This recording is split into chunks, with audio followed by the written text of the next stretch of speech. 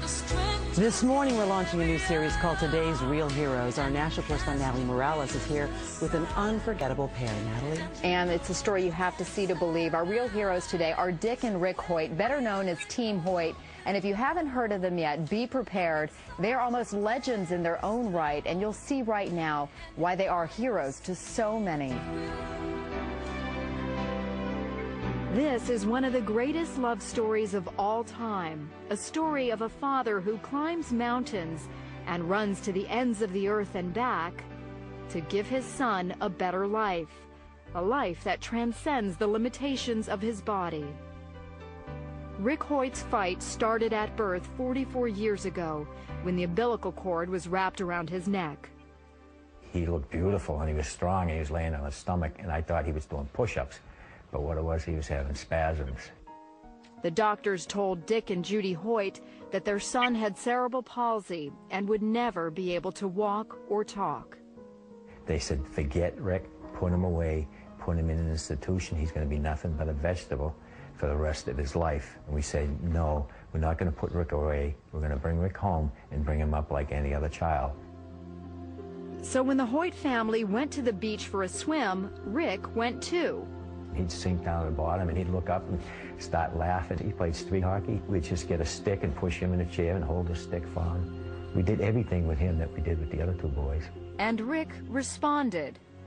And you look in his eyes, and he was looking right at you, and you could tell that he understood everything they were talking about. But it wasn't until he was 12 when Rick found his voice, called the Hope Machine, a computer system created by a team of Tufts engineers. Hopefully people will look at me as an intelligent person and look past my disabilities. He could tell us exactly what he wanted, how he felt, you know, where he wanted to go. And it got him to go to school, and he got to be able to talk to a lot of other people. It was at high school where Rick first learned of a 5-mile charity road race for a paralyzed teenager. And he said, Dad, I have to do something for him. I want to let him know that life goes on. For Dick, who wasn't a runner, it was a call to action as a father. Rick told me, he said, Dad, when I'm running, it feels like my disability disappears. And that was all Dick needed to hear. Now, at the age of 66 and 44, Dick and Rick have run 950 races, 60 marathons, including their 25th Boston Marathon this year. They even started doing triathlons, competing in 6 Ironmans, the ultimate test of strength and endurance. All the way, Dick pulls, pushes, and carries Rick's 110-pound frame over the course of the 2.4-mile swim, 112-mile bike ride, and 26.2-mile run. So on this day, we're going for a leisurely stroll. This is a slower pace than you two normally go, right? Oh, this is a nice pace, too. It's a good break. But they don't slow down for long. As long as we're still having fun, we're enjoying it, and we're healthy, we're going to continue doing it. But it's Rick's achievements on the sidelines that are most awe-inspiring. I may be disabled, but I live a very fulfilling life. Not only did Rick graduate from high school, but also from college, earning his degree from Boston University. And he now lives in his own apartment. I have shown to disabled people that they don't have to sit back and watch the world go by. They too can go to school, get a job, and be included in everyday life. The Hoyt's motto is simply, you can. And they've made so many believe anything is possible. He's competing in road races, competing in triathlons. And all of a sudden, all of these videos are popping up on us, and people are emailing them around the world, and it's just a great feeling. I read them an email they recently received, one of thousands, from a perfect stranger. I write this because I'm a father, and to my shame, I have been nothing like you, Dick. I have been selfish more than I have been selfless. I'm not raising my son the way I had intended to raise him. And up to this point, you could say, I have failed. But yesterday, in a moment's time, I was changed. My heart was broken when I saw how much you must love your son to put yourself through such agony that he might experience the thrill of the race. Yesterday, it became less about me and more about being my children's father. I thank you, sir. You hear this over and over again. Yes, yeah. It clearly is, it touches you every time. It really does, yeah. But you're more than a father. I mean, you are a hero to so many. Mm. And most importantly, you're a hero to Rick. I just think I'm myself, and I just love my family. And I just want to be the very best father I can be. Good point, everybody. Way to go, Ricky. Way to go, dude.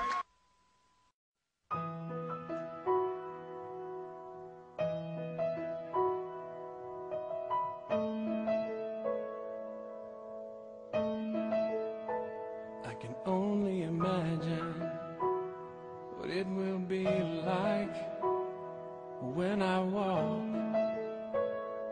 by your side. I can only imagine what my eyes will see when your face is before me. I can only imagine. I can only imagine.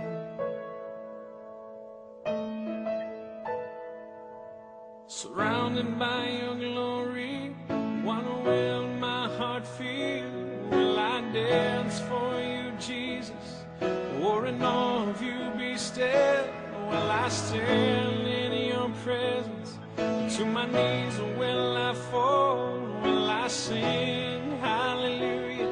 Will I be able to speak at all? I can only imagine. I can only imagine.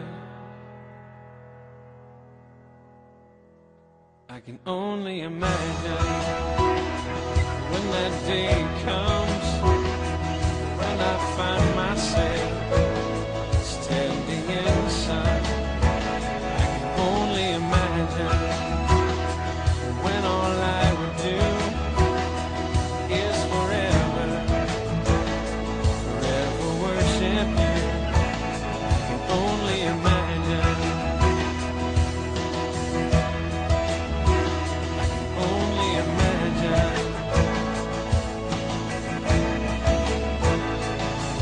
Surrounded by your glory, what will my heart feel?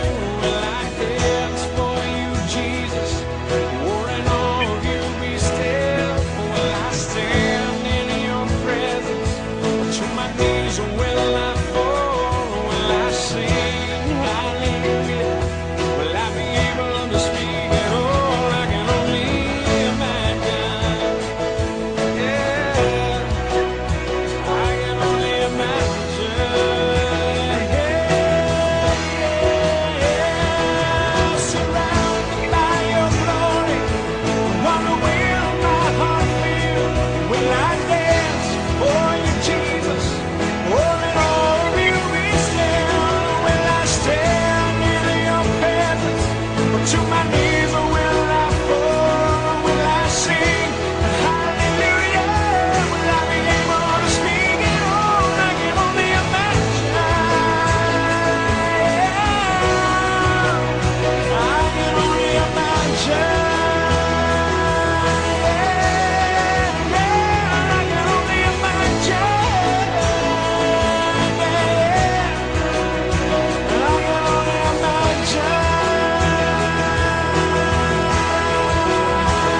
I can only imagine. I can only imagine. I can only imagine when all I would do is forever, forever worship you.